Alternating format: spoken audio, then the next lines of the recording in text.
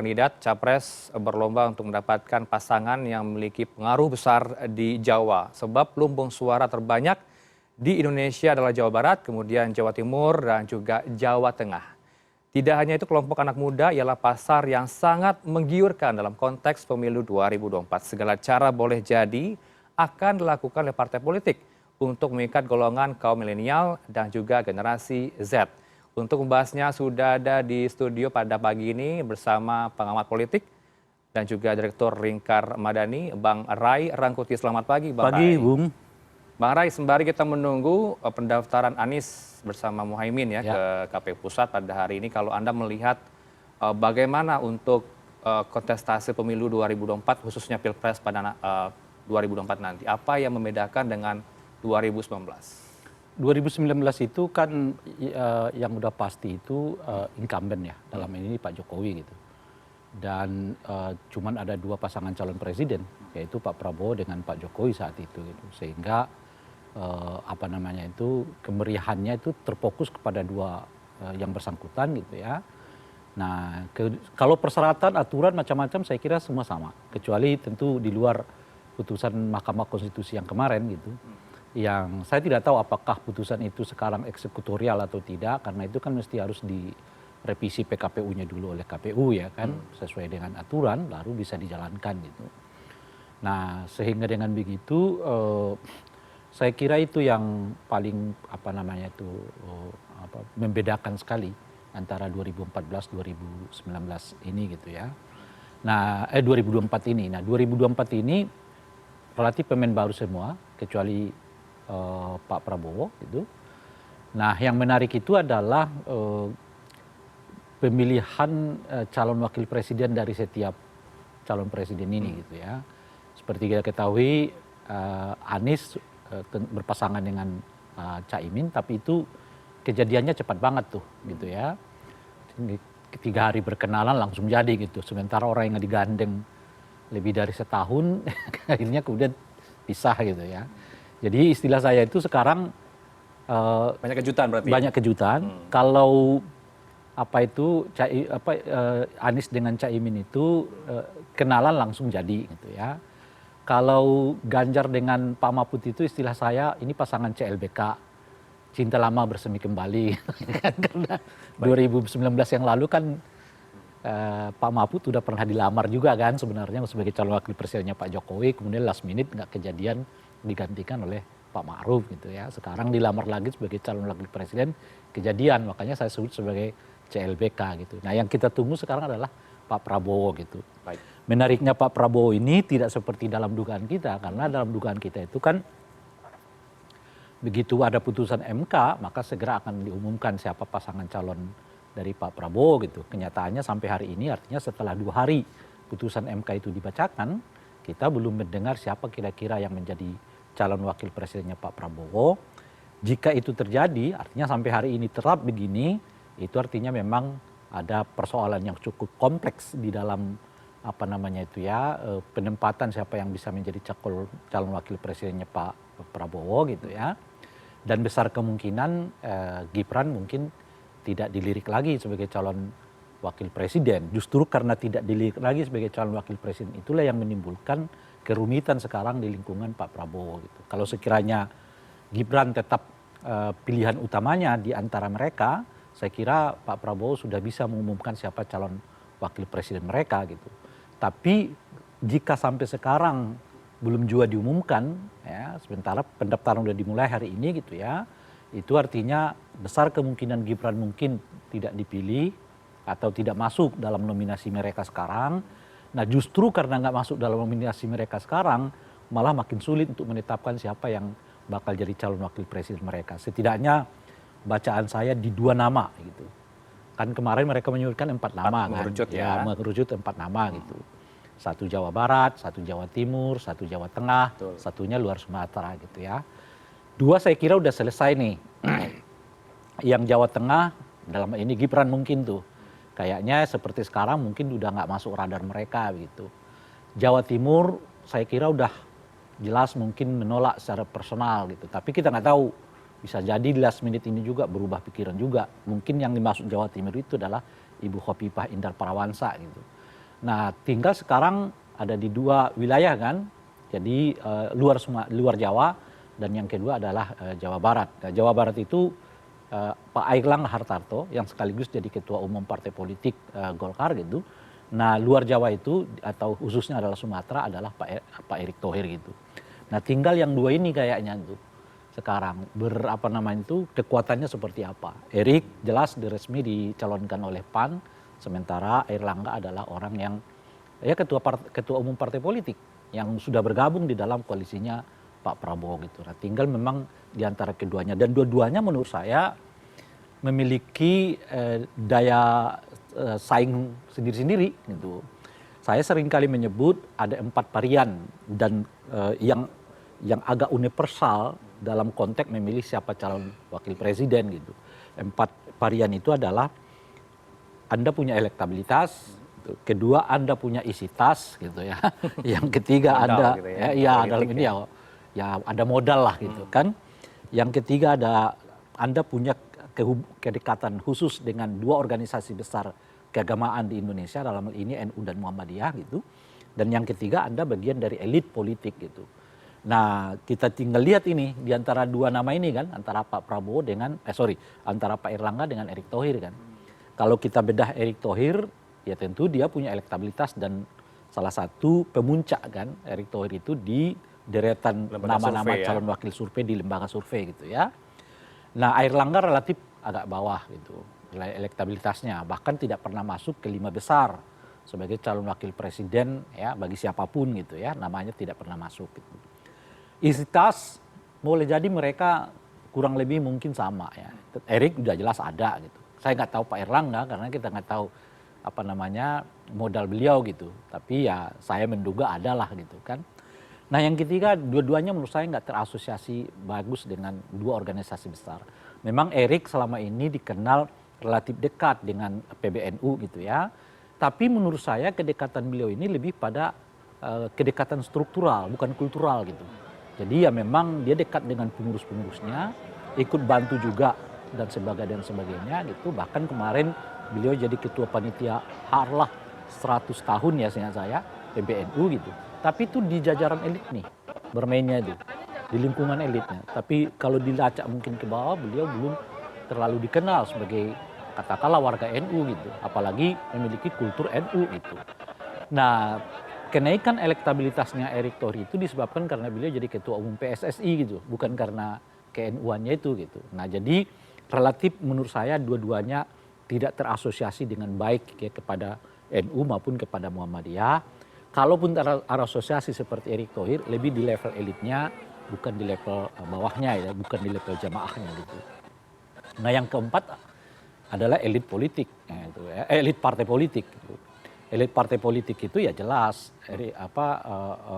Airlangga ketua umum partai politik Golkar gitu. Sementara Erick Thohir sama sekali nggak menjabat dalam struktur partai manapun di Indonesia gitu. Jadi kurang lebih dua-dua lah. Dua ada di Erick, 2 ada di di Airlangga. Nah, tinggal kuat-kuatan di antara mereka. Kalau milihnya elektabilitas ya Erick Thohir kan. Kalau modal kan mungkin boleh jadi kurang lebih sama gitu ya. Tapi kalau pinginnya itu adalah memperkuat koalisi ini supaya tidak ada yang keluar masuk lagi, ya milihnya adalah Airlangga Hartarto gitu. Jadi agak rumit mungkin oleh karena itu ya sampai sekarang kita nggak mendengar ya siapa kira-kira yang bakal dipilih oleh Pak Prabowo. Meskipun kita tahu ada 2 nama dari koalisi ini yang sedang mengurus surat keterangan ya kan ke kepolisian. Pak Thohir sudah muncul di lini masa kepolisian sudah menyatakan benar itu ada gitu. Surat ini urus. Pak Airlangga belum. Tapi Pak Yusril kan, Pak Yusril juga mengurus suket. 3 berarti Bang? Enggak, 2. Pak Yusril sama Pak Yusril sudah tidak masuk hitungan berarti di kandidat cawapres. Kita tidak tahu karena beliau kok bisa ngurus surat keterangan juga gitu. Cuma kita nggak tahu apakah ada hubungannya dengan ini atau dengan kegiatan lain, kita nggak tahu gitu. Baik, Bang Ray, kalau kita melihat ke belakang 2019 ada polarisasi yang tercipta di publik ya. Apakah di 2024 nanti polarisasi itu akan muncul kembali? Apakah juga akan ada 2 putaran yang akan berpotensi terjadi? Karena kan tiga kandidat potensi untuk 2 putaran akan semakin besar gitu ya. Iya, sejauh ini kalau kita lihat survei menunjukkan memang akan terjadi 2 putaran gitu, bukan 1 putaran gitu. Jadi kalau kita lihat dari konteks itu, ya kemungkinan besar akan terjadi 2 putaran gitu ya. Dan saya kira kalaupun mereka sudah ditetapkan sebagai calon presiden wakil presiden ya dengan pasangannya masing-masing gitu, kemungkinan nggak akan ada lonjakan suara yang signifikan. Nah sekarang kan rata-rata di angka 40% kan. Nah kurang lebih sama lah Pak Prabowo sekitar 40%, ya, Ganjar 37-38% gitu ya. Artinya mungkin mentok-mentoknya mereka itu di bawah 45% gitu. Kalau di bawah 50% ya otomatis harus ada putaran kedua gitu. Nah kalau kita lihat dugaan saya sih besar kemungkinan akan ada putaran kedua. Tinggal apakah Pak Prabowo dengan Ganjar atau Anies dengan Ganjar atau Anies dengan Pak Prabowo. Nah ini yang berpeluang besar mana? ya sejauh ini kedua? sih kelihatan ya Pak Prabowo dengan Ganjar Pranowo ya. Oke. Karena selisihnya dengan pasangan Amin ini sudah hampir lebih dari 10%. Jadi kalau lebih dari 10% itu kan artinya Amin membutuhkan kenaikan elektabilitas 1% dalam 1 bulan. Sebab tinggal beberapa bulan lagi ke depan kan. Kalau dia nggak mendapatkan 1% dalam 1 bulan, ya jelas dia akan kesulitan untuk mengejar ini. Mungkin nggak 1% itu 1 bulan? Itu mungkin pertanyaannya kan. Didapatkan oleh pasangan Amin gitu. Kalau kita berkaca kemarin itu kan ada lonjakan yang cukup signifikan yang dialami oleh pasangan Amin ya. Kalau kita lihat survei itu menunjukkan hampir 4% mereka dapat tuh. Kelonjakan setelah ada deklarasi Gus Muhaimin untuk wakil presidennya Anies Baswedan gitu. Tapi saya melihat 3 hal soal kenaikan ini. Pertama, udah pasti ada kenaikan, nggak bisa tidak. Kedatangan Caimin itu dengan sendirinya akan membawa implikasi kenaikan suara Anies Baswedan gitu ya. Itu satu tuh. Tapi jangan lupa kita itu ada istilah saya itu elektabilitas kejutan gitu. Nah elektabilitas kejutan itu artinya orang dalam suasana tertentu terkejut lalu dia milih gitu. Nah tapi itu belum tentu itu kuat dan bisa lagi hilang gitu. Nah pengumuman Caimin dengan Anies itu memberi efek kejutan itu sehingga ketika ditanyakan oleh lembaga survei memang orang mengatakan milih Amin apalagi pasangan yang lain ataupun capres yang lain belum menemukan pasangannya masing-masing kan gitu ya. Nah, tapi efek kejutan ini logikanya cuma 2 tuh. Kalau dia nggak stagnan, dia menurun. Itu pernah dialami oleh Nasdem kemarin. Nah, begitu Nasdem mengumumkan Anies Baswedan sebagai calon presiden, dia melonjak. Tapi seiring dengan waktu, berbagai peristiwa, malah bla bla bla, akhirnya Nasdem mengalami stagnasi. Hal yang sama juga dialami oleh Anies Baswedan gitu. Jadi ini faktor kedua. Apakah yang 4% itu sudah stop atau mungkin naik atau sebaliknya punya kecenderungan untuk turun? Nanti sangat tergantung pada kiprah masing-masing dari pasangan calon presiden wakil presiden ini gitu. Nah itu yang faktor yang kedua. Nah yang ketiga belum ada gangguan gitu ya. Nah sehingga dalam 1 bulan ini boleh disebut Caimin lumayan mampu mengkonsolidasi pemilih di Jawa Timur khususnya warga NU. Yang puncaknya kemarin kita lihat adalah pertemuan di Sidoarjo kan. Katanya ada jutaan orang yang sampai hadir di situ untuk acara yang dilakukan oleh pasangan Amin ini gitu. Is okay karena memang belum ada gangguannya gitu. Nah sekarang mereka menemukan saingan baru yang bernama Mahfud MD gitu. Jadi boleh jadi dalam konteks kayak begitu tuh. Nah itu yang saya sebutkan tadi. Yang terjadi adalah stagnasi atau justru kecenderungannya untuk turun sebab baik figurnya Pak Mahfud maupun figurnya Caimin 2 figur yang menurut saya memiliki pangsa pasar sendiri. Kalau kita lihat survei di beberapa tempat, nah kelihatan elektabilitasnya Pak Mahfud masih bisa menandingi elektabilitasnya Caimin khusus di Jawa Timur gitu. Nah itu yang saya sebut tadi. Kalau kita lihat tadi kenaikan elektabilitas pasangan Amin yang sekitar 4% dalam 1 bulan ini, apakah akan konstan begitu sampai nanti Februari 2024 gitu? Bagi rasanya enggak gitu, karena ada 3 alasan yang saya sebut tadi itu kan. Alasan ini kemungkinan karena efek kejut, Dan yang kedua mereka belum mendapatkan pesaing di Jawa Timur itu. Baik, tapi PKB mengklaim Bang Rai bahwa mereka tidak khawatir Mahfud Ya. akan mendampingi Ganjar di 2024 Ya. karena mereka yakin bahwa basis NU itu berbeda di Ya. Jawa Timur. Apakah Anda melihat ada perbedaan basis NU di Jawa Timur? Oh ya, itu pertanyaan bagus tuh. Tapi sebelum ke situ tuh saya mau masuk mengatakan begini. Pertama tentu saja semua pasangan calon presiden wakil presiden harus mengatakan bahwa dia nggak khawatir, dia siap kan, itu standar banget lah, iya kan ya. Optimis ya. Iya, kemudian dia mengatakan saya optimis kok menang, itu juga standar banget lah. Nggak mungkin ada yang mengatakan kita akan kalah nih gitu, kan nggak akan ada mereka sebutkan itu gitu. Nah cuma oleh karena itulah dibutuhkan pengamat kan Untuk mengamati ya. untuk menjelaskan secara rasional kan gitu ya.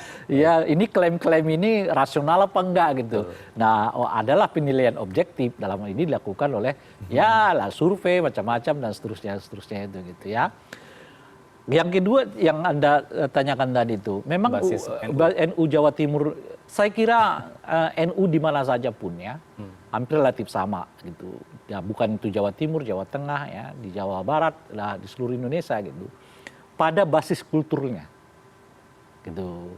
Jadi secara kultural NU itu ya sama, ya bahasa yang paling simpel itu melihatnya adalah ya dia tahlilan gitu ya, dia sarungan gitu ya. Baik. Hormat kepada para kiai gitu ya. Dan itulah secara umum basis dari warga NU itu. Baik, Bang Rai kita tahan Oke, dulu karena oke. ini sudah mulai masuk ya ke halaman gedung KPU. Informasi dari tim lapangan tadi sempat macet karena banyak Oh, iya. sekali pendukung ya dari pasangan Anies Mohaimin ini datang ke KPU pada pagi ini pukul 8 agenda tapi terkena macet hingga sampai dengan pukul setengah 10 baru tiba di gedung KPU. Anda lihat saat ini di lapangan visual yang Anda lihat adalah Anies Baswedan bersama pasangannya di 2024, Muhaimin Iskandar sudah tiba di gedung KPU Pusat di Jalan Imam Bonjol, Menteng, Jakarta Pusat, mendapat iring-iringan oleh sejumlah politisi tentunya dari partai pendukung, PKB, Nasdem, dan juga PKS di kantor KPU Pusat. Anies mendapatkan iring-iringan naik Land Rover ya, mobil dari sejumlah partai politik atau elit partai yang sudah bergerak tadi dari gedung Nasdem Tower pada pukul 8 dan terkena macet panjang nampaknya dan baru tiba di gedung KPU Pusat di Jalan Imam Bonjol, Menteng, Jakarta Pusat. Diagendakan selain mendaftar nanti kita akan simak bagaimana apakah benar ada agenda orasi yang rencananya akan dilakukan oleh Anies bersama Caimin yang akan berakhir nanti informasinya iring-iringan ini di Bundaran Hotel Indonesia. Kita akan simak nanti apa statement yang akan disampaikan oleh kedua pihak ini.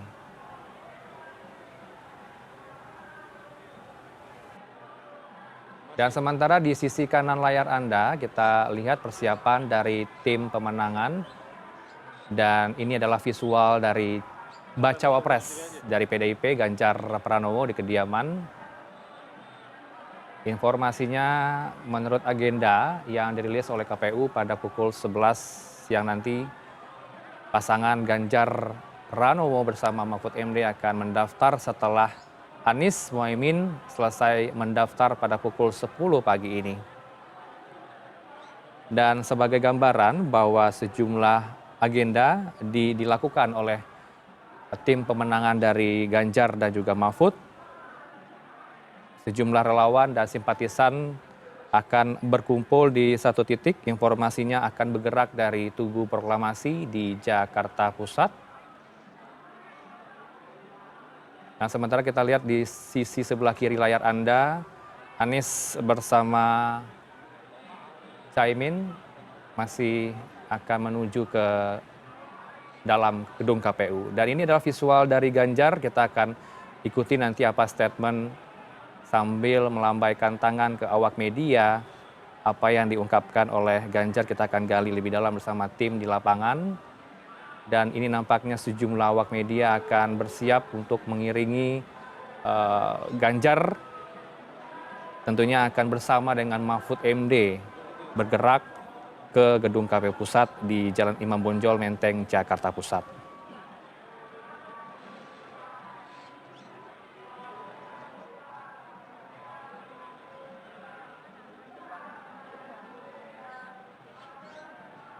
Baik, ini nampaknya cukup ramai ya, Bang Ray di lapangan.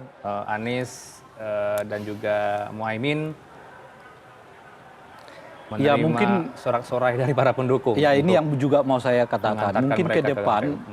pola-pola seperti ini perlu kita evaluasi lah ya. Tidak perlu melibatkan jumlah Masa yang banyak. masa Ya. yang banyak, hanya sekedar pendaftaran gitu. Jadi kita harus buat proses pemilu ini atau pilpres ini sebagai proses yang lazim aja terjadi di dalam setiap 5 tahun gitu ya, sehingga tidak perlu ada pelibatan-pelibatan massa yang begini besar gitu, yang pada akhirnya akan mengganggu ya kenyamanan masyarakat kita. Meskipun dapat izin dari kepolisian. Meskipun itu ada nggak masa. punya implikasi politik juga, nggak memiliki implikasi kenaikan elektabilitas macam-macam dan seterusnya gitu. Sebab misalnya kalau ada yang mengatakan, lihat nih kita didukung ribuan orang datang ke KPU ya, itu kan semua orang juga bisa gitu loh. Nggak mesti anda juga itu. Justru yang dibutuhkan itu yang orisinil kan sebenarnya. Jadi Anda ke satu tempat, ya masyarakat datang dengan sendirinya berbondong-bondong. Yang kalau gini kan yang diundang, ini kan anggota partai lah macam-macam ya sebetulnya yang hadir bawa bendera-bendera. Kemungkinan nanti dari koalisi lain akan seperti ini kah? Ya Atau makanya bagaimana saya kira juga akan begini. Tetapi oleh karena itulah sekarang lebih bagus kita himbau menurut saya ya. Coba kita bayangkan kalau beda-beda hari nih yang datang. Berarti warga Jakarta 3 hari harus mengalami kemacetan setidaknya setengah hari kan gitu. Kalau misalnya satu datang hari ini, besok yang lain gitu. Nah ini kebetulan hari ini ada 2 kan, tinggal satu lagi yang belum nih. Nah itu artinya mungkin akan begini lagi gitu loh. Jadi kalau soal drop-drop beginian ini, semua orang bisa melakukannya itu menurut saya. Semua pasangan juga bisa melakukannya. Dan sebetulnya nggak memiliki efek yang signifikan bagi kenaikan elektabilitas, karena semua orang bisa melakukan hal yang sama. Gitu. Justru ini menurut saya buang-buang waktu, buang-buang tenaga, buang-buang dana ya, yang sebetulnya tidak memiliki efek elektabilitas yang signifikan. Datang aja dengan ratusan orang mungkin masih bisa kita tolerir gitu ya, berbaris rapi gitu atau apa gitu. Apalagi kalau mereka nanti buat aktivitas-aktivitas di jalanan, entah itu menari lah, itulah dan seterusnya. Itu makin lama orang menunggu proses ini selesai gitu. Baik, kita akan dengarkan ini apa yang disampaikan oleh pasangan Anies Muhaimin yang sudah tiba di KPU. Seperti yang Anda saksikan pemirsa saat ini layar kaca Anda, jelas sekali banyak relawan dan juga simpatisan pendukung dari Anies Muhaimin yang mendaftar pagi ini sebagai bakal calon presiden dan bakal calon wakil presiden pemilu 2024. Seperti yang dikatakan oleh Bang Ray Rangkuti tadi bahwa sebenarnya keramaian ini bisa saja tidak terjadi karena tidak butuh pengakuan ya, masa yang cukup banyak untuk mendaftar sebagai kandidat Pilpres 2024. Bang Ray, kita lanjutkan. Tadi Anda sempat menyinggung ya soal basis NU yang sempat saya tanyakan tadi. Artinya memang potensi stagnasi penurunan suara Caimin cukup drastis ketika Mahfud sudah didampingi oleh... Belum tentu, karena kan baru. Ganjar. Ya kan baru ini gitu. Cuma yang saya katakan itu tadi adalah Caimin cukup mampu mengkonsolidasi suara Jawa Timur dan NU kala belum ada penunjukan calon wakil presidennya dari kalangan NU yang lain gitu. Nah baru kan kemarin tuh Ganjar memilih Pak Mahfud kan. Nah mungkin setelah ini yang saya katakan boleh jadi ini pertanyaannya apakah Caimin akan mampu lagi mendongkrak suara dia sesignifikan yang sebelumnya, hampir 4% loh ya. Nah atau sebaliknya mengalami stagnasi bahkan kecenderungan turun setelah ada kandidat lain sebagai calon wakil presiden yang juga Jawa Timur dan NU gitu. Nah itu sebetulnya yang kita analisis tadi. Jadi maka pertanyaannya berikutnya kalau Caimin sebelumnya Amin lah bukan Caimin saja menurut saya ya, sebelumnya ini mampu menaikkan elektabilitas hampir 4%, pertanyaannya apakah kenaikan yang sama akan terjadi setelahnya gitu. Mengingat begitu jauh jarak antara mereka dengan dua pasangan calon presiden yang lain, itu yang saya sebut tadi, mereka membutuhkan setidaknya 1% tiap bulan tuh untuk dapat mengejar dua pasangan yang lain. Bukan 1%, karena kan sekarang ini Oktober ya, November, Desember, Januari, Februari, tinggal 4-5 bulan lagi. Ya, kalau artinya kalau sampai 10 jaraknya mereka butuh 2% tuh tiap bulan untuk sampai ke angka ya minimal 30%, syukur-syukur sampai ke 35% gitu. Nah, kalau dilihat dari situasi yang sekarang, itu yang saya sebut, saya kurang optimis mereka dapat itu karena mereka sudah punya pesaing, ada Ganjar namanya, ada apa istilahnya itu dengan Pak Mahfud. Nanti tentu saja Pak Prabowo dengan apa namanya itu siapalah mungkin yang jadi pasangan. Nah, tiga calon presiden ini relatif teridentifikasi di semua wilayah di Jawa, gitu ya. Kalau Pak Ganjar itu kan Jawa Tengah, identifikasinya Jawa Tengah kan. Kalau Pak Prabowo identifikasinya Jawa Barat. oh, Jawa Barat. Anies identifikasinya DKI, Jakarta dan Banten gitu. Nah, memang Jawa Timur ini relatif kosong. Nggak teridentifikasi kepada siapapun di antara tiga calon presiden ini gitu ya. Makanya mengapa seringkali disebut oleh kita lah ya, para orang yang di luar itu, Jawa Timur lah sebetulnya titik katakanlah penentunya gitu ya kan. Nah, makanya semua orang sekarang berorientasi gimana cara mengambil suara Jawa Timur kan, melalui wakil-wakil presiden mereka kan. Nah, Anies mendapatkan Caimin, sementara Ganjar mendapatkan Pak Mahfud gitu ya. Tinggal kita lihat nanti Pak Prabowo siapa gitu. Tapi tidak dari Jawa Timur ternyata. Kenapa? Potensinya Jawa Barat, Pak Erlangga, luar Sumatera, luar Jawa, Pak Erick Thohir. Iya, nah itu makanya nih, itu yang saya sebut tadi kan di awal, ini agak rumit nih sekarang. Kompleks ya. Ada kompleks nih sekarang gitu ya. Nah, karena yang diharapkan sebenarnya, kan mereka mengharapkannya Pak Gibran gitu. Tapi kan suasananya kayaknya nggak terlalu mendukung lagi kalau Gibran terus ya masuk dicalonkan sebagai calon wakil presiden gitu. Jadi mau tidak mau pakai skenario kedua. Nah, skenario keduanya kan sebetulnya mau ke Hopipa gitu. Tapi konon ceritanya Hopipa tidak terlalu berminat untuk naik ke posisi RI 2 gitu. Sebetulnya kan beliau dilamar oleh Pak Prabowo, tapi juga dilamar oleh Ganjar Pranowo gitu. Tapi kedua-duanya beliau seperti belum menerima pinangan dari kedua calon presiden ini gitu. Sehingga ya tinggal yang tersisa itu tadi, Jawa Barat atau Sumatera kan gitu.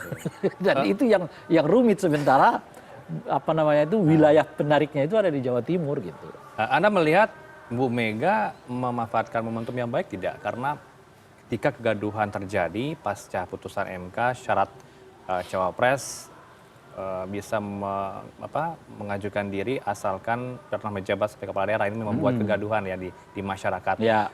Bu Mega langsung mendeklarasikan Mahfud sebagai cawapresnya Ganjar, sehingga tidak ada peluang lagi Prabowo untuk menggandeng Mahfud, karena informasinya Pak Mahfud masuk radarnya Prabowo juga, Bang Rai.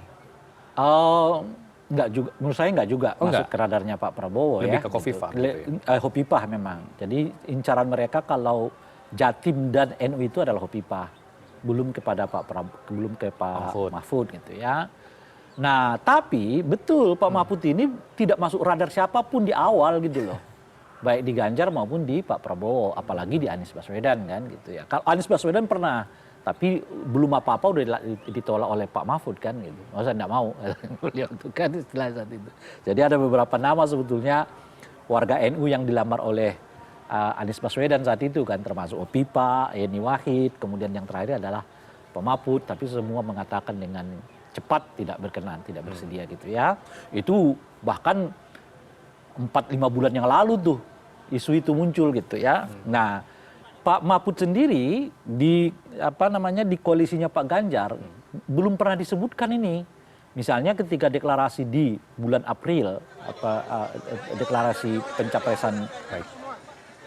Nampaknya ada konferensi pers atau statement yang akan disampaikan. Kita akan simak di lapangan, Bang Rai. Ya. Oh, ini Pak Mahfud ya?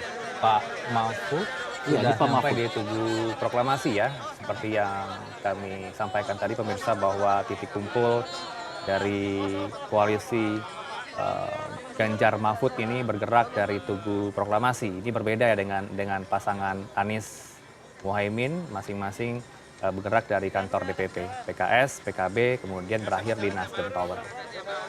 Apakah Pak Mahfud akan mengutarakan statement persiapan pada pukul 11 siang nanti? Kita akan nantikan pemirsa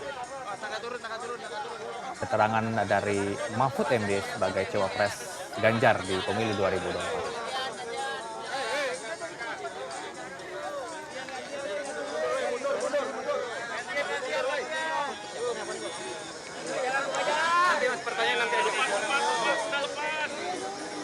Apakah pertimbangan sosok Mahfud yang cukup banyak punya pengalaman, Bang Rai, ini membuat Bu Mega memasangkannya dengan Ganjar? Kita tahu pernah menjadi Ketua Mahkamah Konstitusi di parlemen, 2 kali menteri. 2 kali menteri.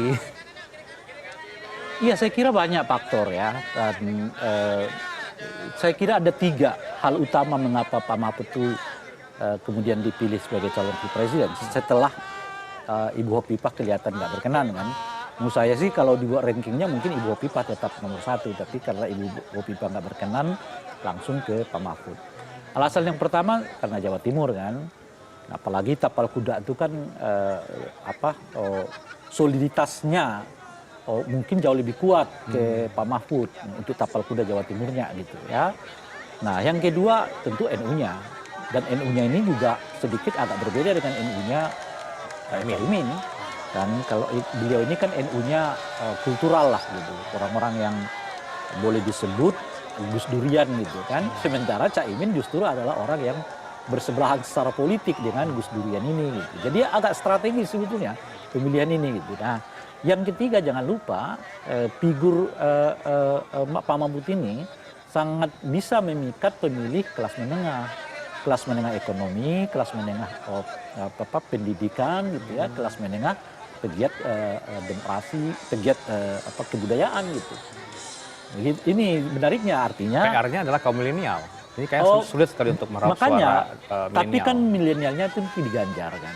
Baik. Nah, gitu sudah ada di Ganjar gitu ya, tidak perlu cawapres. Tidak perlu. Justru kelemahan Ganjar itu ada di sisi 3 ini justru. Kelemahan Ganjar itu bukan orang Jawa Timur. Memang beliau bagian dari keluarga besar NU, tetapi belum terlihat secara intens gitu ya. Karena istrinya adalah anak dari kiai besar di Jawa Tengah gitu ya. Dan beliau ini, Ganjar ini relatif tidak bisa masuk ke kelas yang saya sebutkan kelas menengah terdidik, kelas menengah ekonom, dan kelas menengah berkebudayaan itu gitu ya. Kenapa? Karena ada masalah dengan penurunan indeks demokrasi, hak asasi manusia, kebebasan berpendapat, penanganan korupsi di waktu selama 2 periode eranya Pak Jokowi gitu. Jadi yang negatif-negatif ini ngimbas ke mereka gitu loh. Ke PDI dan dengan sendirinya ke Ganjar Pranowo gitu kan. Sehingga masih ada penundaan untuk menyerahkan suara ke Ganjar. Kalau orang melihat bahwa Ganjar itu ya pelanjut yang disebut tadi ya, pelanjutnya Pak Jokowi, itu artinya intensitas demokrasi kita apakah akan naik apa turun, turun ini nanti di eranya Ganjar gitu. Jadi pertanyaan orang, jadi orang nunda. Nah dengan masuknya Pak Mahfud menutupi itu. Karena Mahfud dikenal dengan isu-isu ini kan, dikenal dengan clean government, dikenal dengan pegiat anti korupsi, dikenal dengan penegakan hukum ya kan, dikenal dengan komit dengan kebebasan berpendapat macam-macam gitu. Nah jadi itu yang saya sebut agak klop gitu. Jadi kelemahan-kelemahan yang justru dimiliki oleh Ganjar Pranowo itu dapat ditutupi oleh figur Pak Mahfud gitu. Jadi kalau misalnya orang meragukan benar nggak nih Ganjar peduli pada gerakan anti korupsi misalnya begitu ya, kan ada Mahfud misalnya begitu ya. Benar nggak nih Ganjar peduli pada gerakan kebebasan berpendapat, karena kan beliau bagian dari rejimnya Pak Jokowi kan kira-kira gitu. Di jalannya Pak Jokowi indeks kebebasan berpendapat itu turun gitu ya, rasa nyaman untuk memukakan pendapat itu turun gitu ya. Nah lagi-lagi ada Pak Mahfud dan seterusnya itu gitu. Jadi 3 sektor inilah menurut saya yang membuat Pak Mahfud jadi pilihan dibandingkan tokoh-tokoh yang lain yang sudah disebutkan terlebih dahulu nama-namanya oleh katakan Mbak Puan kan. Mbak Puan saat itu sudah menyebut misalnya Ridwan Kamil, selain itu termasuk Gibran, termasuk Erick Thohir, ya kan. Ini nama-nama yang disebutkan oleh Mbak Puan sebelumnya, kala Ganjar dideklarasikan, dan nama Mahfud belum masuk sama sekali.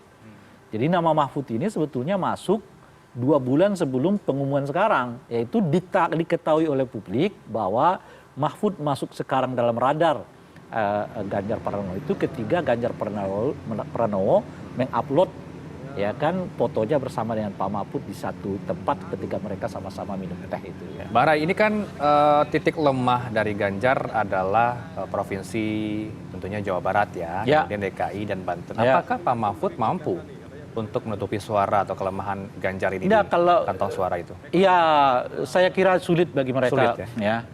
Karena kalau bukan Pak Prabowo pilihannya ada Anies di Jawa Barat itu. Di Jawa Barat menurut saya pilihan dominannya itu Prabowo dan Anies Baswedan gitu. Nah, yang menarik itu adalah tapi masih sulit tidak suaranya Jawa Barat itu ke Prabowo? Apa justru sudah terpecah ke Anies juga? Iya, saat ini? Itu yang masuk saya jelaskan. Justru keuntungannya Ganjar itu karena 2 tokoh ini bersaing di Jawa Barat gitu loh. Betul. Jadi mereka saling merebut di Jawa Barat ya? Di Jawa Barat, sehingga mungkin ya kita nggak tahu, tidak ada yang sangat dominan di Jawa Barat itu gitu. Nah disitulah keuntungan dia. Jadi pemilihnya tidak ke dia, tapi karena 2 tokoh ini saling berebut, nah itu justru menguntungkan dia karena suara terbelah keduanya tidak diambil oleh salah satunya. Kalau diambil salah satunya kan ya naik dia dengan sendirinya kan gitu. Tapi karena terbelah dengan Anies Baswedan, disitulah keuntungannya Ganjar Pranowo gitu. Apa yang harus dilakukan Mahfud untuk menutupi kelemahan dari Ganjar tadi di kalau di Jawa Barat menurut saya agak sulit. Agak sulit. Agak sulit itu. Kalau Jawa Barat apalagi itu, di DKI ada suara Anies. Ya, Jawa Barat itu justru figurnya adalah Pak Ganjar. Karena di situ kan ada basis orang NU-nya juga ya.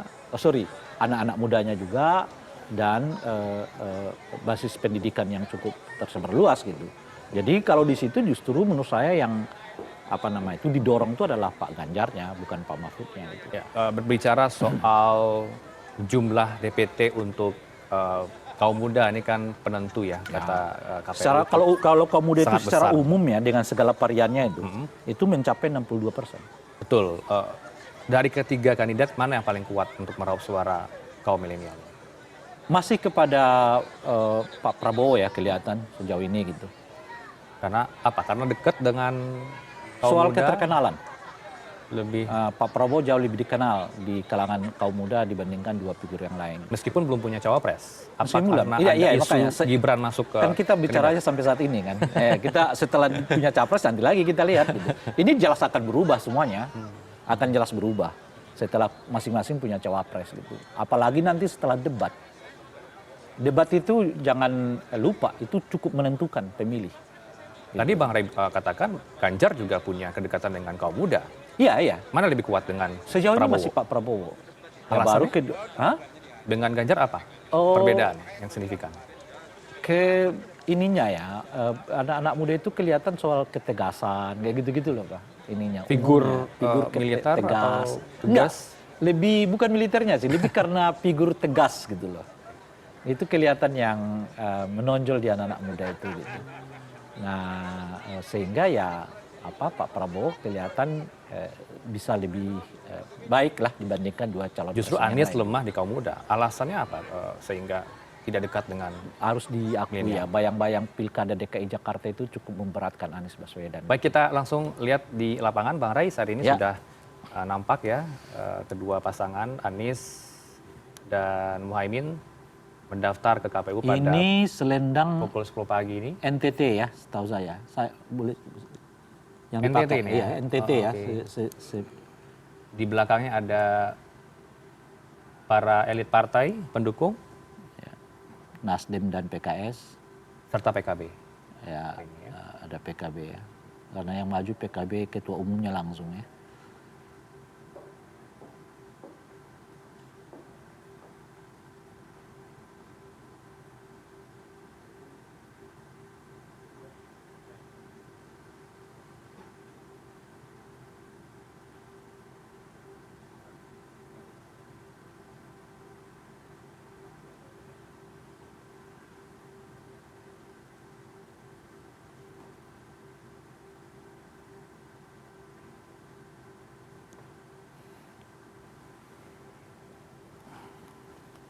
kita lihat Anies dan Muhaimin sudah bergerak ke lantai 2, di mana tempat proses pendaftaran Capres-Cawapres ini digelar di gedung pusat KPU ya, di Jalan Imam Bonjol, Menteng, Jakarta Pusat. Tidak semua boleh masuk ke dalam gedung KPU ini karena hanya cukup perwakilan termasuk Capres dan Cawapres pada pagi ini di gedung KPU Pusat.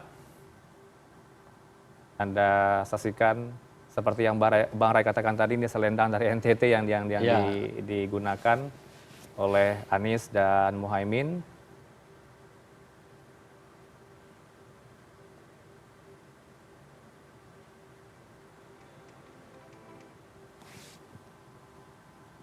Jadi pemilu tahun 99 tapi saya cerita ini ya. Ini terkait dengan masa bendera macam-macam ya. Jadi ada ketua umum partai politik menunjukkan betapa partainya itu akan unggul. Dari mana kita lihat? Karena saat itu kan survei-survei belum ada kan. Dari mana kita bisa membuktikan pernyataan ini, Pak? Ditanya lah kan. Lihat tuh, bendera kita sepanjang jalan dari bandara sampai ke sini kata dia kan. Jumlah lautan massa yang begitu banyak sekali hadir di acara kita ini. Ya, saya yakin partai kita akan menang katanya. Tiba hari H pemilu, kemudian penghitungan suara nggak ada. Jadi nggak dapat kursi. Nah inilah mau kita sebutkan tuh. Masa yang banyak tuh tidak nunjukin apa-apa juga gitu kira-kira. Belum tentu nunjukin apa-apa gitu.